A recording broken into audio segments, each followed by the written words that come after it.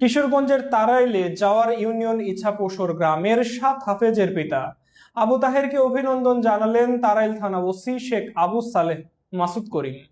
হুমায়ুন রশিদ জুয়েলের তথ্যচিত্রে বিস্তারিত জানাচ্ছেন তানজানুর রহমান।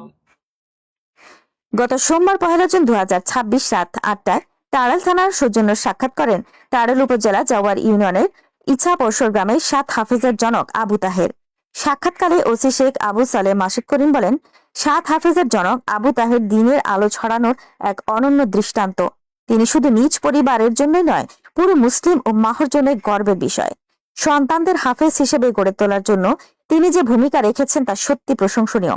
এ সময় তিনি 7 হাফেজের জনক আবু তাহেরকে আন্তরিক অভিনন্দন জানান এবং তারই অবদানকে সমাজে অনুকরণীয় দৃষ্টান্ত হিসেবে উল্লেখ করেন।